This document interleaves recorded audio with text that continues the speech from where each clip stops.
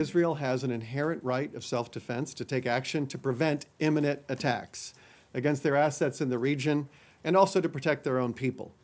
And so we very much support what Israel's doing. But on Iraq, sir, because apparently the Iraqi airspace is supposedly protected by American assets or the American air power. The position on that is the United States had no role in the alleged attacks in Iraq, nor is it clear who carried out the strikes.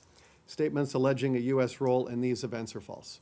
Okay. Okay. Do one more. NPR. One quick question about China. The Chinese Announced a $280 billion investment in Iran's oil sector. I'm wondering what you think of that. And then quickly to follow up on this idea of a meeting. I mean, the president said he was open to have a meeting in the coming weeks. Is there any? He's been saying that for a long time. I know, to be but I fair. mean, He's it was said that for 6 sounding months. more imminent when he was in Biarritz. Is there any diplomatic legwork? Have you reached out to the Iranians about setting up such a meeting? So on the first question of, what was it? China. China. We will sanction any sanctionable activity.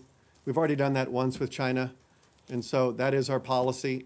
We've demonstrated that many times since we have left the deal, and we will continue to sanction any sanctionable activity. And we also don't preview our sanctions. On the second question, as Morgan said, he said it so many times that he is open to meetings. I don't think that's an open secret, that the president is very open to doing meetings with the Iranians.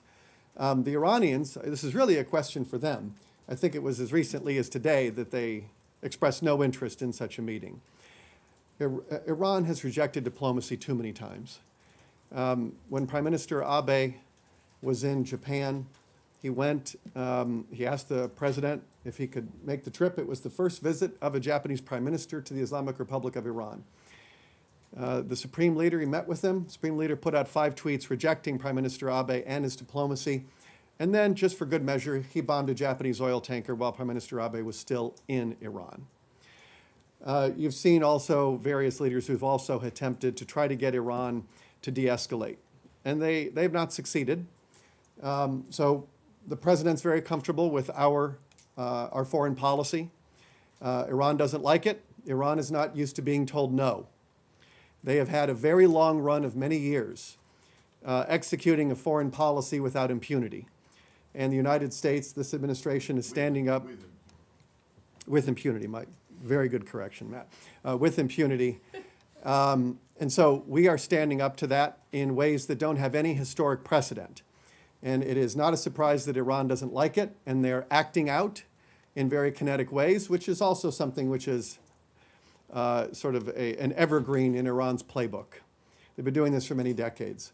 So we're going to stick with our policy. We're very comfortable with the progress we've made. We know that we are making contributions to peace and security every day that we run this policy. Thanks, guys. Thank See you. tomorrow. Why can't you be categorical on the current proposal?